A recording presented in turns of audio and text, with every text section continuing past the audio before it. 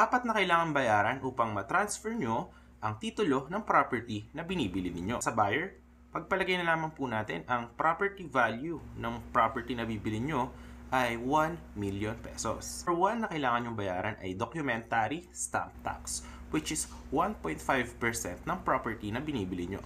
So let's assume na 1 million nga yung ating property, so 1.5% po nito is 15,000 pesos. Pangalawang kailangan nyong bayaran is yung transfer tax fee, which is normally 0.5% ng property na binibili nyo. So it will be around 5,000 pesos kasi nga pinagpalagay natin na 1 million yung ating nabiling property. Pangatlo po na kailangan natin bayaran is registration fee.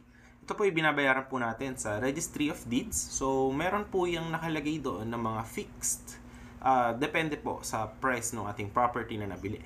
So in this case, sa 1 million po, ang ating registration fee is around 5,000 pesos po. Ang apat po na kailangan natin bayaran is yung ating notarial fee, which is normally ranging po yan ng 1% ng property value, no? So ngayon po ay naiba na, meron na pong iba na around 3% na po. O yun, para sa computation na lang natin guys is gawin na lang natin ang normal price po ng notarial fee is around 1%, which is 10,000 po. 1% ng 1 million. Pero yun, magre-range na lang po yan.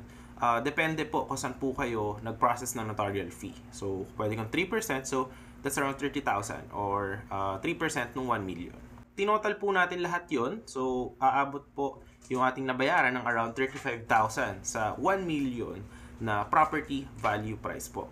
Meron pa yan yung huli guys, which is yung capital gains tax, which is babayaran nyo po yan sa BIR. So 6% po ito.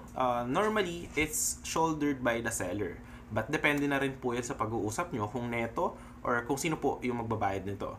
But yun, kung kayo po as buyer, kayo po yung magbabayad nito, that's 6% ng property value price na binibili nyo. So kung 1 million po yung ating property, capital gains tax na babayaran nyo po sa BIR is 60,000 pesos.